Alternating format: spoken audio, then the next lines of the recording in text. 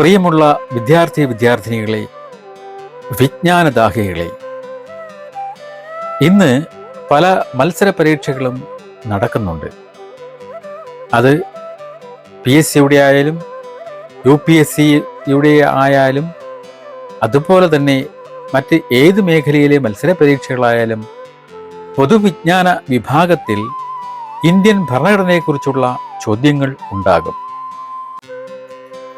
ഇന്നത്തെ വീഡിയോയിലൂടെ ഇന്ത്യൻ ഭരണഘടനയുടെ ഒരു സമഗ്ര മത്സര പരീക്ഷ സഹായി എന്ന നിലയിൽ 100 മൾട്ടിപ്പിൾ ചോദ്യങ്ങളും അവയുടെ ഉത്തരങ്ങളും നൽകുക എന്നതിലുപരി ഓരോ വിഷയത്തെക്കുറിച്ചും ആഴത്തിലുള്ള അറിവും നിയമപരവും ചരിത്രപരവുമായ ഉൾക്കാഴ്ചകളും പകർന്നു നൽകുക എന്നതാണ് ലക്ഷ്യം. ഭരണഘടനയുടെ പിറവി മുതൽ ആധുനിക കാലത്തെ ഭേദഗതികൾ വരെയുള്ള സുപ്രധാന വിവരങ്ങൾ ഈ വീഡിയോയിൽ ചോദ്യോത്തര രൂപത്തിൽ അവതരിപ്പിക്കുന്നു.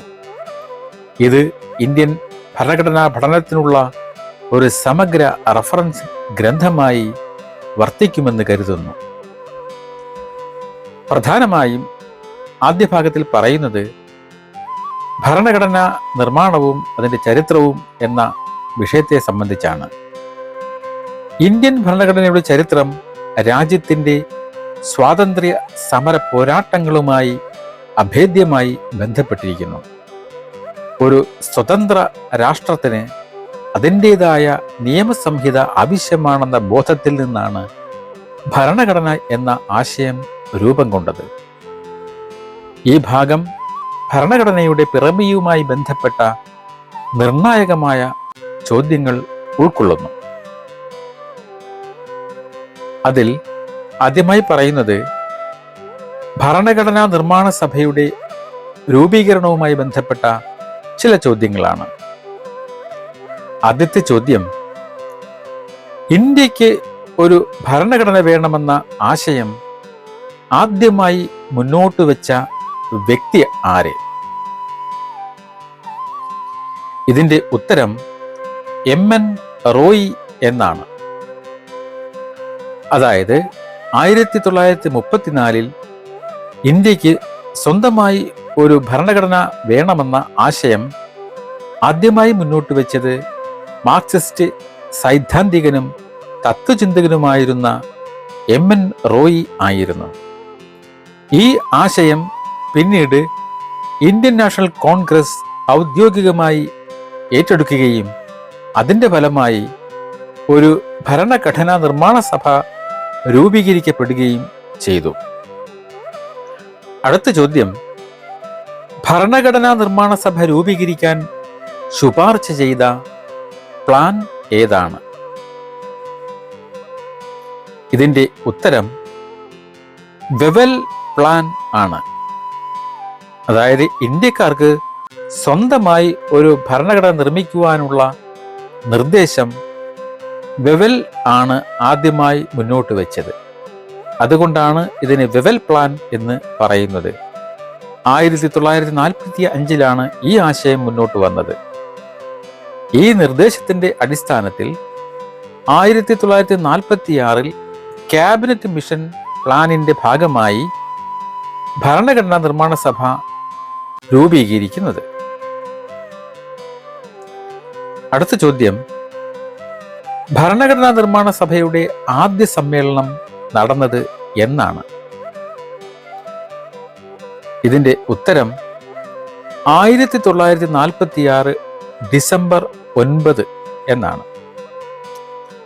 അതായത് ഭരണഘടനാ നിർമ്മാണ സഭയുടെ ആദ്യ സമ്മേളനം 1946 ഡിസംബർ 9 ന്യൂഡൽഹിയിലെ പാർലമെന്റ് സെൻട്രൽ ഹാളിൽ വെച്ചാണ് നടന്നത്. അടുത്ത ചോദ്യം, ഭരണഘടനാ നിർമ്മാണ സഭയുടെ ആദ്യ താൽക്കാലിക അധ്യക്ഷൻ ആരായിരുന്നു? ഇതിൻ്റെ ഉത്തരം ഡോക്ടർ സച്ചിദാനന്ദ സിൻഹ. ഇതിൻ്റെ ഒരു വിശദീകരണം പറയുകയാണെങ്കിൽ, ഫ്രഞ്ച് ഭരണഘടനയെ മാതൃകയാക്കി സഭയിലെ ഏറ്റവും മുതിർന്ന അംഗമായിരുന്ന ഡോക്ടർ സച്ചിദാനന്ദ സിൻഹയെ താൽക്കാലിക അധ്യക്ഷനായി തെരഞ്ഞെടുത്തു. സഭയുടെ ആദ്യ സമ്മേളനത്തെ അഭിസംബോധന ചെയ്തത് JB കൃപലാനിയാണ്. അടുത്ത ചോദ്യം, ഭരണഘടന നിർമ്മാണ സഭയുടെ സ്ഥിര അധ്യക്ഷൻ ആരായിരുന്നു? ഉത്തരം ഡോക്ടർ രാജേന്ദ്ര പ്രസാദ്. ആദ്യ സമ്മേളനത്തിന് ശേഷം 1946 ഡിസംബർ 11 ഡോക്ടർ രാജേന്ദ്ര പ്രസാദിനെ സഭയുടെ സ്ഥിരം അധ്യക്ഷനായി തെരഞ്ഞെടുത്തു. അടുത്ത ചോദ്യം, ഇന്ത്യൻ ഭരണഘടനയുടെ പിതാവ് എന്ന് അറിയപ്പെടുന്നത് ആരെയാണ്? ഉത്തരം ഡോക്ടർ BR അംബേദ്കർ. ഇന്ത്യൻ ഭരണഘടനയുടെ കരടുരൂപം തയ്യാറാക്കുന്നതിനുള്ള ഡ്രാഫ്റ്റിംഗ് കമ്മിറ്റിയുടെ അധ്യക്ഷനായിരുന്നത് ഡോക്ടർ BR അംബേദ്കർ ആയിരുന്നു. ഭരണഘടനയുടെ രൂപീകരണത്തിലും അതിൻ്റെ തത്വങ്ങൾ രൂപപ്പെടുത്തുന്നതിലും അദ്ദേഹം വഹിച്ച പങ്ക് പരിഗണിച്ച് അദ്ദേഹത്തെ ഇന്ത്യൻ ഭരണഘടനയുടെ മുഖ്യശില്പി എന്നും ആധുനിക മനു എന്നും വിശേഷിപ്പിക്കപ്പെടുന്നു. അടുത്തതായി ചോദിക്കാനുള്ളത്, അല്ലെങ്കിൽ അടുത്ത ചോദ്യം എന്ന് പറയുന്നത്, ഭരണഘടന നിർമ്മാണ സഭയിൽ അംഗമായിരുന്ന മലയാളി വനിതകളുടെ എണ്ണം എത്രയാണ്? ഉത്തരം 3 മലയാളി വനിതകളാണ് ഉണ്ടായിരുന്നത്. അതായത് ഭരണഘടനാ നിർമ്മാണ സഭയിൽ മലയാളി വനിതാ പ്രതിനിധികളായി 3 പേരുണ്ടായിരുന്നു. അവർ അമ്മുക്കുട്ടി സ്വാമിനാഥൻ, ആനി മസ്കറിൻ, ദാക്ഷായണി വേലായുധൻ എന്നിവരായിരുന്നു. ഭരണഘടനയുടെ രൂപീകരണവും അതിൻ്റെ പ്രാബല്യവും കണക്കിലെടുത്ത് ആ കാലയളവിനെ സംബന്ധിക്കുന്ന ചില ചോദ്യങ്ങളുണ്ട്. അതിൽ പ്രധാനപ്പെട്ട ഒരു ചോദ്യം, ഭരണഘടനാ നിർമ്മാണത്തിന് എത്ര സമയമെടുത്തു എന്നതാണ്. അതിൻ്റെ ഉത്തരം 2 വർഷം 11 മാസം 17 ദിവസം എന്നതാണ്. അതായത് ഇന്ത്യൻ ഭരണഘടന പൂർത്തിയാക്കാൻ കൃത്യം 2 വർഷവും 11 മാസവും 17 ദിവസവുമാണ് എടുത്തത്. ഈ കാലയളവിൽ 165 ദിവസത്തോളം ചർച്ചകൾ നടന്നു. ഈ വലിയ സമയദൈർഘ്യം സൂചിപ്പിക്കുന്നത് ഭരണഘടനയുടെ ഓരോ ഭാഗവും അതീവ ശ്രദ്ധയോടെയും വിശദമായ ചർച്ചകളോടെയും രൂപപ്പെടുത്തിയത് എന്നാണ്. ലോകത്തിലെ ഏറ്റവും വലിയ ലിഖിത ഭരണഘടനയെന്ന ഖ്യാതിയും ഇന്ത്യൻ ഭരണഘടനയ്ക്കുണ്ട്. അടുത്ത ചോദ്യം, ഭരണഘടനാ നിർമ്മാണ സഭ ഇന്ത്യൻ ഭരണഘടനയെ അംഗീകരിച്ചത് ഏത് ദിവസമാണ്? അതിൻ്റെ ഉത്തരം 1949 നവംബർ 26 എന്നാണ്.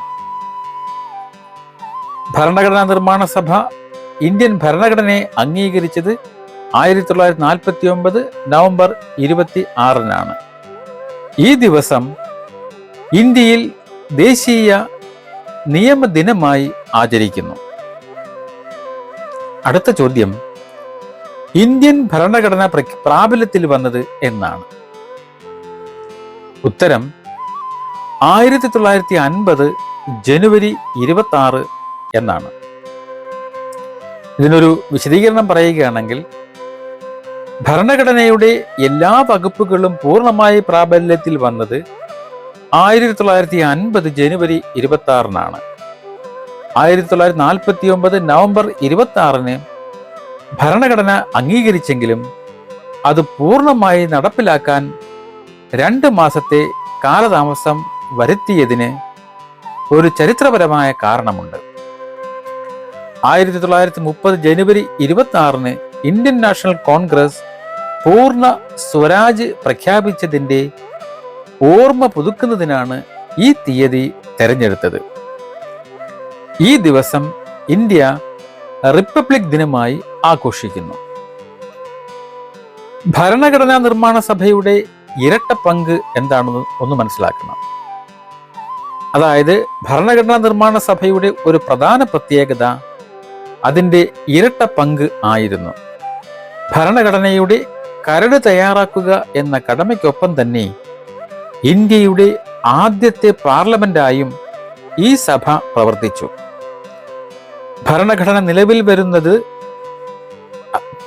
വരുന്നത് വരെ രാജ്യത്തെ ഭരിക്കാനുള്ള നിയമങ്ങൾ നിർമ്മിക്കുന്ന ചുമതലയും അവർക്കുണ്ടായിരുന്നു. ഇത് സ്വാതന്ത്ര്യാനന്തര ഇന്ത്യയുടെ നിയമനിർമ്മാണ പ്രക്രിയയുടെ ആദ്യഘട്ടത്തിലെ സവിശേഷതയായിരുന്നു. ഭരണഘടനാ നിർമ്മാണ സഭയിലെ പ്രധാന കമ്മിറ്റികളും അതിൻ്റെ അധ്യക്ഷന്മാരെയും ഒന്ന് പരിചയപ്പെടാം.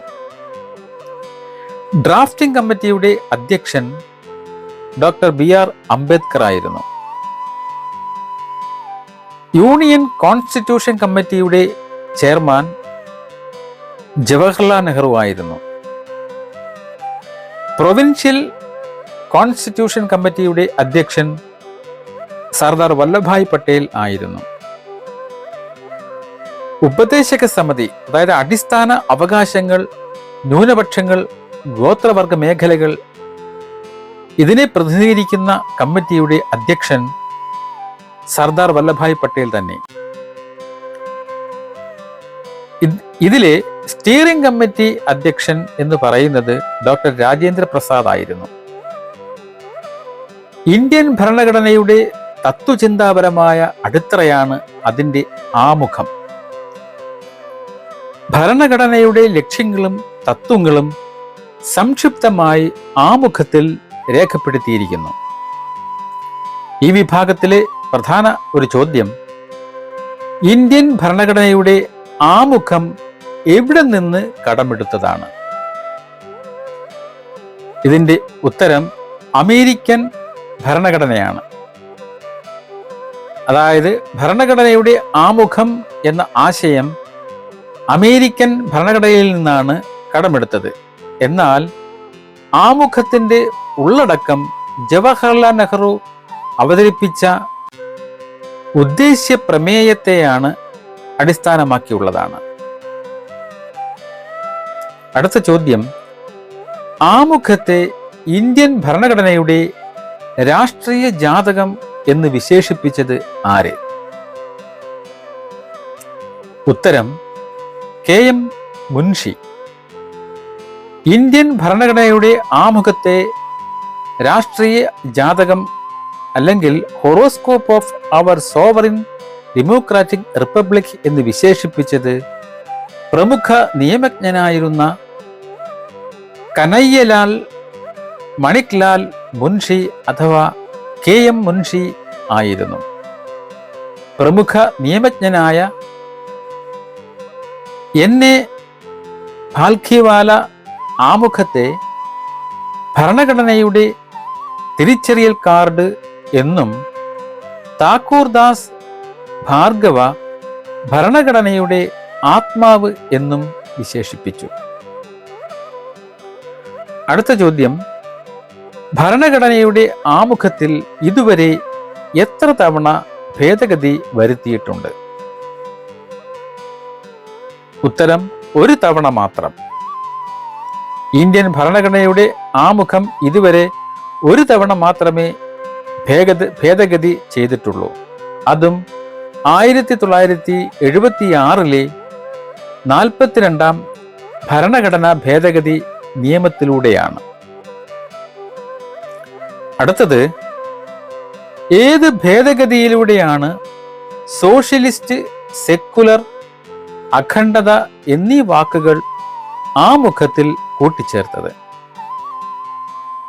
ഉത്തരം 42 ഭരണഘടനാ ഭേദഗതി.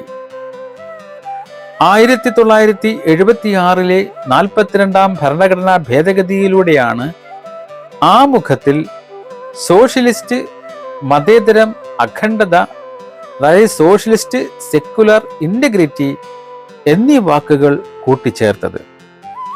അടിയന്തരാവസ്ഥ കാലത്ത് കൊണ്ടുവന്ന ഈ ഭേദഗതി ഇന്ത്യൻ ഭരണഘടനയിൽ നിരവധി പ്രധാന മാറ്റങ്ങൾ വരുത്തി. അടുത്ത ചോദ്യം, ഭരണഘടനയുടെ ആമുഖം ഭരണഘടനയുടെ ഭാഗമാണെന്ന് സുപ്രീം കോടതി വിധിച്ച കേസ് ഏതാണ്? ഉത്തരം കേശവാനന്ദ ഭാരതി കേസ്. അതായത് ഭരണഘടനയുടെ ആമുഖം അതിൻ്റെ ഭാഗമാണോ എന്ന വിഷയത്തിൽ സുപ്രീം കോടതിയുടെ വിധിയിൽ മാറ്റം വന്നിട്ടുണ്ട്. 1960 ബറുമാരി കേസിൽ ആമുഖം ഭരണഘടനയുടെ ഭാഗമല്ലെന്ന് കോടതി വിധിച്ചിരുന്നു. എന്നാൽ 1973 ചരിത്രപ്രധാനമായ കേശവാനന്ദ ഭാരതി കേസിൽ ആമുഖം ഭരണഘടനയുടെ അവിഭാജ്യ ഘടകമാണെന്ന് സുപ്രീം കോടതി പ്രഖ്യാപിച്ചു. ഈ വിധിയിലൂടെയാണ് അടിസ്ഥാന ഘടന, അതായത് ബേസിക് സ്ട്രക്ചർ എന്ന ആശയം സുപ്രീം കോടതി അവതരിപ്പിച്ചത്. അതായത് ഭരണഘടനയുടെ അടിസ്ഥാന തത്വങ്ങളെ മാറ്റാൻ പാർലമെന്റിന് പോലും അധികാരമില്ലെന്ന് ഈ വിധി വ്യക്തമാക്കുന്നു. ഈ നിയമപരമായ പരിണാമം ഇന്ത്യൻ ജനാധിപത്യത്തെ സംരക്ഷിക്കുന്ന ഒരു സുപ്രധാന വഴിത്തിരിവാണ്. അടുത്ത ചോദ്യം, ഇന്ത്യൻ ഭരണഘടനയുടെ കരട് കൈകൊണ്ട് എഴുതിയത് ആരാണ്? ഇതിന്റെ ഉത്തരം പ്രേം ബിഹാരി നരേൻ റൈസാദ എന്ന വ്യക്തിയാണ്. ഇന്ത്യൻ ഭരണഘടനയുടെ അന്തിമ കരട് ഹിന്ദിയിലും ഇംഗ്ലീഷിലും ഭംഗിയുള്ള കൈയക്ഷരത്തിൽ എഴുതിയത് പ്രേം ബിഹാരി നരേൻ റൈസാദയാണ്.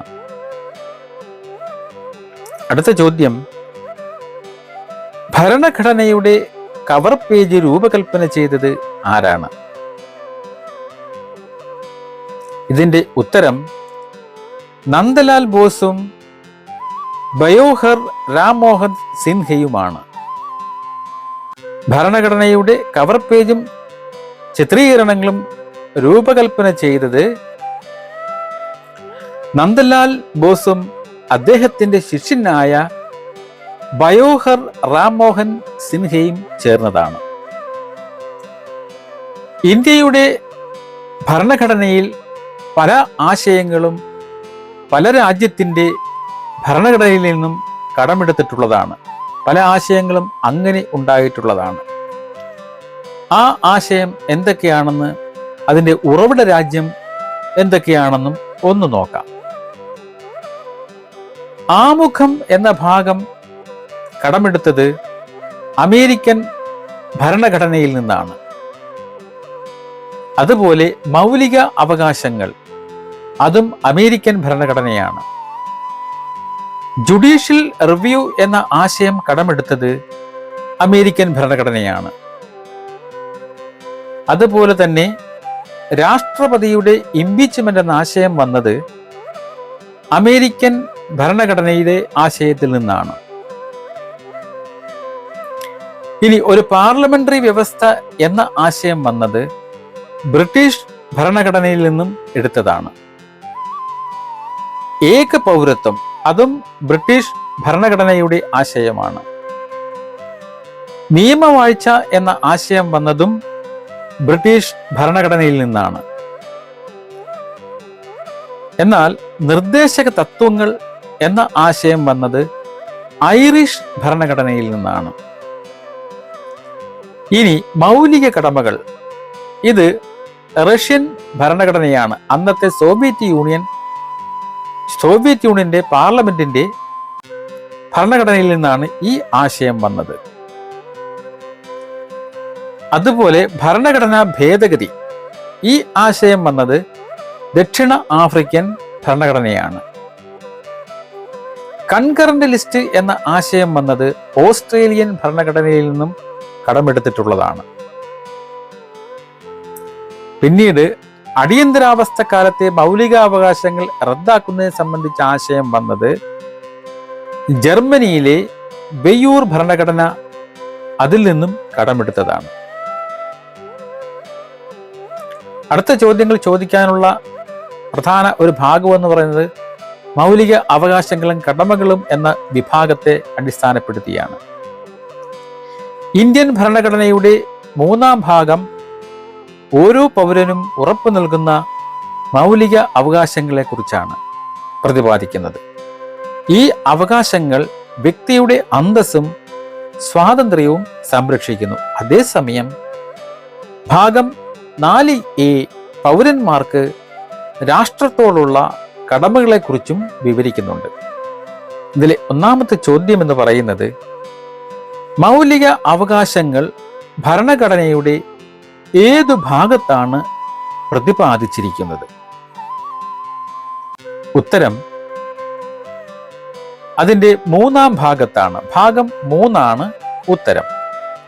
അതായത് ഇന്ത്യൻ ഭരണഘടനയെ 3-ാം ഭാഗത്തിലെ 12 മുതൽ 35 വരെയുള്ള അനുച്ഛേദങ്ങളാണ് മൗലിക അവകാശങ്ങളെ കുറിച്ച് പ്രതിപാദിക്കുന്നത്.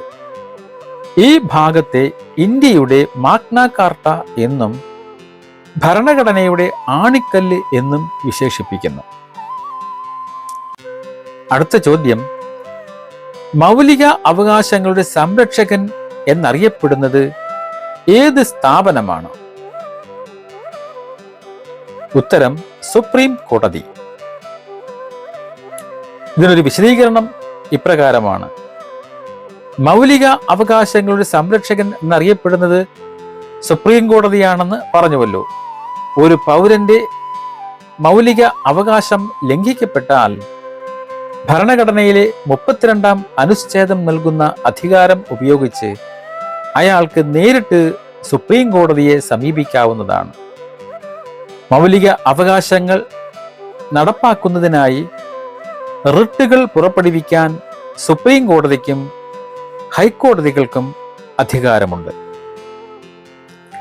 അടുത്ത ചോദ്യം, ഏത് ആർട്ടിക്കിളാണ് അയിത്താചരണം കുറ്റകരമാക്കിയത്? ഉത്തരം ആർട്ടിക്കിൾ 17. ഇന്ത്യൻ ഭരണഘടനയിലെ ആർട്ടിക്കിൾ 17 ആണ് അയിത്താചാരണം നിരോധിക്കുകയും അത് നിയമപ്രകാരം ശിക്ഷാർഹമായ കുറ്റമാക്കുകയും ചെയ്തത്. 1955 നിയമത്തിലൂടെ ഇത് പ്രാബല്യത്തിൽ വന്നു. അടുത്ത ചോദ്യം, മൗലിക കടമകൾ ഭരണഘടനയിൽ ഉൾപ്പെടുത്തിയത് ഏത് ഭേദഗതിയിലൂടെയാണ്? ഉത്തരം 42-ാം ഭരണഘടനാ ഭേദഗതി. മൗലിക കടമകൾ യഥാർത്ഥ ഭരണഘടനയുടെ ഭാഗമായിരുന്നില്ല. 1976 42-ാം ഭരണഘടനാ ഭേദഗതി നിയമത്തിലൂടെയാണ് ഇവയെ ഭരണഘടനയുടെ 4A ഉൾപ്പെടുത്തിയത്. അടുത്ത ചോദ്യം, മൗലിക കടമകൾ ശുപാർശ ചെയ്ത കമ്മിറ്റി ഏതാണ്? ഉത്തരം സ്വരൺ സിംഗ് കമ്മിറ്റിയാണ്. ഇതിന്റെ ഒരു വിശദീകരണം, അടിയന്തരാവസ്ഥക്കാലത്ത്, അതായത് 1975 മുതൽ 1977 വരെയുള്ള കാലഘട്ടമാണ് അടിയന്തരാവസ്ഥ കാലം. ഈ കാലത്ത് പൗരന്മാർക്ക് അവകാശങ്ങൾ മാത്രമല്ല രാജ്യത്തോട് ചില കടമകളും ഉണ്ടെന്ന് സർക്കാർ തിരിച്ചറിഞ്ഞു. ഇതിനെക്കുറിച്ച് ശുപാർശ ചെയ്യാൻ കോൺഗ്രസ് സർക്കാർ രൂപീകരിച്ച സ്വരൺ സിംഗ് കമ്മിറ്റിയുടെ ശുപാർശ പ്രകാരമാണ് മൗലിക കടമകൾ ഭരണഘടനയിൽ കൂട്ടിച്ചേർത്തത്. അടുത്ത ചോദ്യം, നിലവിൽ എത്ര മൗലിക കടമകളാണ് ഇന്ത്യൻ ഭരണഘടനയിൽ ഉള്ളത്? ഇതിന്റെ ഉത്തരം 11. അതായത് 1976 42-ാം ഭേദഗതിയിലൂടെ 10 മൗലിക കടമകളാണ് ചേർത്തത്. പിന്നീട് 2002 86-ാം ഭരണഘടനാ ഭേദഗതിയിലൂടെ വിദ്യാഭ്യാസം ഒരു മൗലിക കടമയായി കൂട്ടിച്ചേർത്തു. അടുത്ത ചോദ്യം, 11-ാമത്തെ മൗലിക കടമ കൂട്ടിച്ചേർത്ത ഭേദഗതി ഏത്? ഉത്തരം 86 ഭരണഘടനാ ഭേദഗതി. അതായത് 2002 86 ഭരണഘടനാ ഭേദഗതിയിലൂടെയാണ് 11ാമത്തെ മൗലിക കടമ, അതായത് ആർട്ടിക്കിൾ 51A കൂട്ടിച്ചേർത്തത്. 6നും 14നും ഇടയിൽ പ്രായമുള്ള കുട്ടികൾക്ക് വിദ്യാഭ്യാസത്തിനുള്ള അവസരങ്ങൾ നൽകിക്കൊണ്ട് മാതാപിതാക്കളുടെ അല്ലെങ്കിൽ രക്ഷിതാക്കളുടെ, അതായത് ഈ കുട്ടികൾക്ക്, അതായത് 6നും 14നും ഇടയിൽ പ്രായമുള്ള കുട്ടികൾക്ക് വിദ്യാഭ്യാസത്തിനുള്ള അവസരങ്ങൾ നൽകേണ്ടത് മാതാപിതാക്കളുടെ അല്ലെങ്കിൽ രക്ഷിതാക്കളുടെ കടമയാണെന്ന് ഈ ഭേദഗതി അനുശാസിക്കുന്നു. മൗലിക അവകാശങ്ങളും മൗലിക കടമകളും തമ്മിൽ ചില ബന്ധങ്ങളുണ്ട്. മൗലിക അവകാശങ്ങളും മൗലിക കടമകളും ഇന്ത്യൻ ഭരണഘടനയുടെ 2 വ്യത്യസ്ത തത്വചിന്തയായാണ് പ്രതിഫലിപ്പിക്കുന്നത്. മൗലിക അവകാശങ്ങൾ വ്യക്തിയുടെ സംരക്ഷണത്തിനും സ്വാതന്ത്ര്യത്തിനും ഊന്നൽ നൽകുന്ന ഒരു ജനാധിപത്യ ആശയത്തെ പ്രതിനിധീകരിക്കുന്നു. എന്നാൽ മൗലിക കടമകൾ പൗരന്മാർക്ക് രാഷ്ട്രത്തോടുള്ള ഉത്തരവാദിത്തങ്ങൾക്ക് പ്രാധാന്യം നൽകുന്നു. ഈ 2 ആശയങ്ങളും പരസ്പരം പൂരകങ്ങളാണ്. മൗലിക അവകാശങ്ങൾ കോടതിയിലൂടെ നടപ്പിലാക്കാൻ സാധിക്കുമ്പോൾ മൗലിക കടമകൾക്ക് നിയമപരമായ ബാധ്യതയില്ല. ഇത് ഭരണഘടനയുടെ സന്തുലിതമായ കാഴ്ചപ്പാടിനെയാണ് സൂചിപ്പിക്കുന്നത്. ഇന്ത്യൻ ഭരണഘടനയുടെ 4ാം ഭാഗത്തിൽ പറയുന്ന കാര്യങ്ങളാണ് നിർദ്ദേശക തത്വങ്ങൾ, അല്ലെങ്കിൽ DPSP എന്ന് പറയുന്നത്. അതായത് directive principles of state policy, അതാണ് DPSP. രാഷ്ട്ര നയനിർദ്ദേശക തത്വങ്ങൾ ഭരണകൂട നിയമങ്ങൾ നിർമ്മിക്കുമ്പോൾ പിന്തുടരേണ്ട മാർഗനിർദ്ദേശങ്ങളാണ്. അതാണ് directive principles of state policy എന്ന് പറയുന്നത്.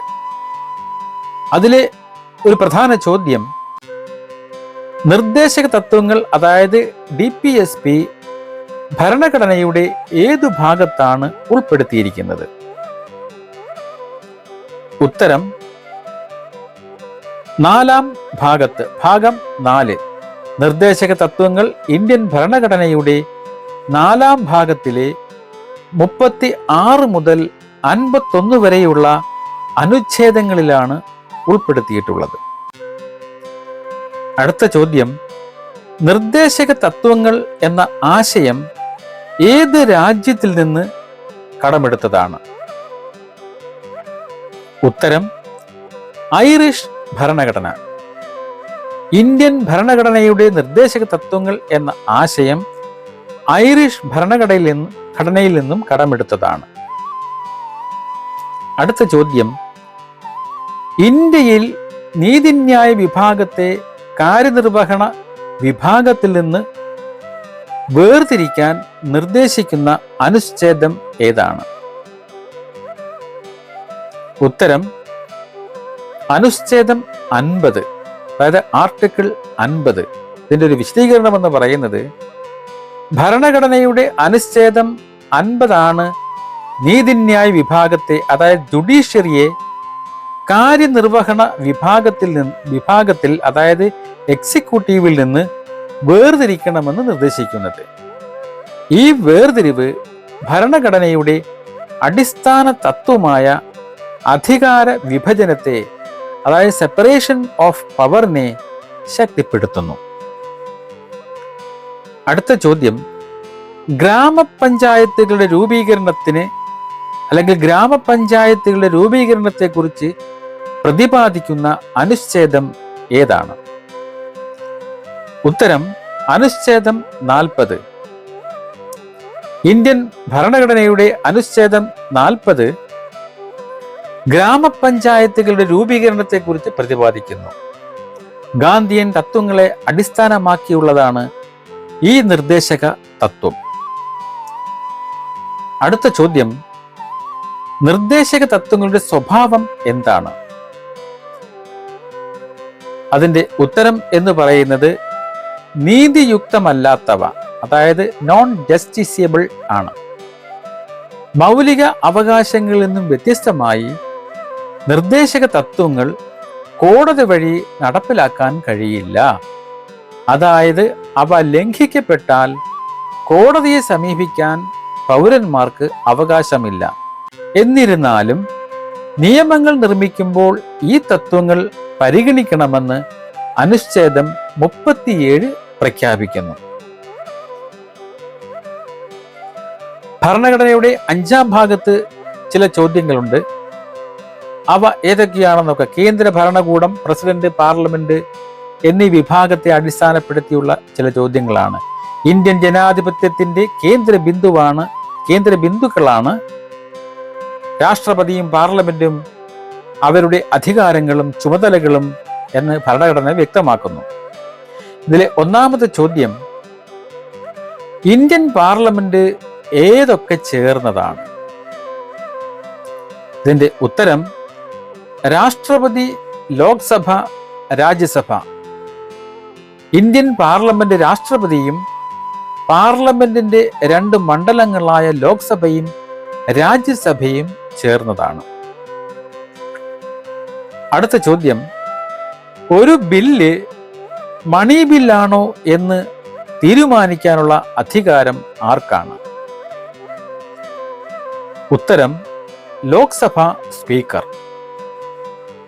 ഒരു ബിൽ മണി ബില്ലാണോ എന്ന് തീരുമാനിക്കാനും പരിശോധിക്കാനും ഉള്ള അധികാരം, പരമാധികാരം ലോക്സഭാ സ്പീക്കർക്കാണ്.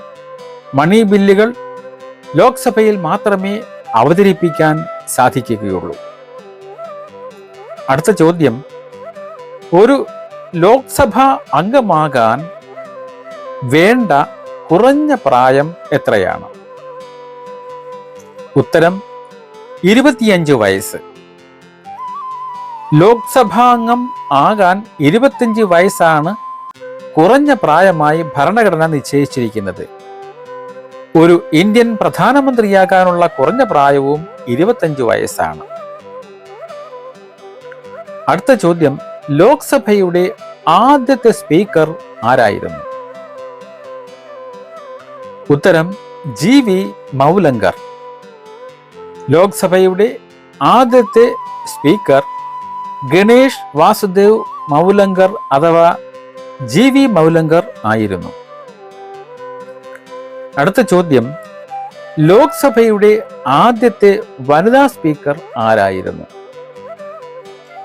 ഉത്തരം മീരാ കുമാർ. ലോക്സഭയുടെ ആദ്യത്തെ വനിതാ സ്പീക്കർ മീരാ കുമാർ ആയിരുന്നു. അടുത്ത ചോദ്യം, രാഷ്ട്രപതിയാകാൻ വേണ്ട കുറഞ്ഞ പ്രായം എത്രയാണ്? ഉത്തരം 35 വയസ്സ്. ഇന്ത്യൻ രാഷ്ട്രപതിയാകാൻ വേണ്ട കുറഞ്ഞ പ്രായം 35 വയസ്സാണ്. സംസ്ഥാന ഗവർണറാകാൻ വേണ്ട കുറഞ്ഞ പ്രായവും 35 വയസ്സാണ്. ഹൈക്കോടതി ജഡ്ജി അല്ലെങ്കിൽ ഹൈക്കോടതി ജഡ്ജിമാരുടെ നിയമനം നടത്തുന്നത് ആരാണ്? അടുത്ത ചോദ്യമാണിത്. ഹൈക്കോടതി ജഡ്ജിമാരുടെ നിയമനം നടത്തുന്നത് ആരാണ്? ഉത്തരം രാഷ്ട്രപതി. അതായത് ഹൈക്കോടതി ജഡ്ജിമാരുടെ നിയമനം നടത്തുന്നത് ഇന്ത്യൻ രാഷ്ട്രപതിയാണ്. അടുത്ത 6-ാം ഭാഗം നീതിന്യായ വ്യവസ്ഥയെക്കുറിച്ചുള്ള ചോദ്യങ്ങളാണ്. ഇന്ത്യയിലെ പരമോന്നത നീതിന്യായ കോടതിയാണ് സുപ്രീം കോടതി. നിയമവാഴ്ചയും പൗരന്റെ അവകാശങ്ങളും സംരക്ഷിക്കുന്നതിൽ സുപ്രധാനമായ പങ്കാണ് ഇത് വഹിക്കുന്നത്. ഇന്ത്യയിലെ ഏറ്റവും ഉയർന്ന നീതിന്യായ കോടതി ഏതാണ്? അതായത് ഈ വിഭാഗത്തിലെ ആദ്യത്തെ ചോദ്യമാണ്, ഇന്ത്യയിലെ ഏറ്റവും ഉയർന്ന നീതിന്യായ കോടതി ഏതാണ്? ഉത്തരം സുപ്രീം കോടതി. ഇന്ത്യൻ ഭരണഘടനയുടെ ഭാഗം 5, ചാപ്റ്റർ 4 എന്നിവയുടെ അടിസ്ഥാനത്തിൽ രൂപം കൊണ്ട സുപ്രീം കോടതിയാണ് ഇന്ത്യയിലെ ഏറ്റവും ഉയർന്ന നീതിന്യായ കോടതി. അടുത്ത ചോദ്യം, സുപ്രീം കോടതി നിലവിൽ വന്നത് എന്ന്? ഉത്തരം 1950 ജനുവരി 25. ഇന്ത്യൻ സുപ്രീം കോടതി നിലവിൽ വന്നത് 1950 ജനുവരി 25-നാണ്. അടുത്ത ചോദ്യം, ജുഡീഷ്യൽ റിവ്യൂ എന്ന ആശയം ഏത് രാജ്യത്തിൽ നിന്നാണ് കടമെടുത്തത്? ഉത്തരം അമേരിക്കൻ ഭരണഘടന. അതായത് ജുഡീഷ്യൽ റിവ്യൂ എന്ന ആശയം അമേരിക്കൻ ഭരണഘടനയിൽ നിന്ന് കടമെടുത്തതാണ്.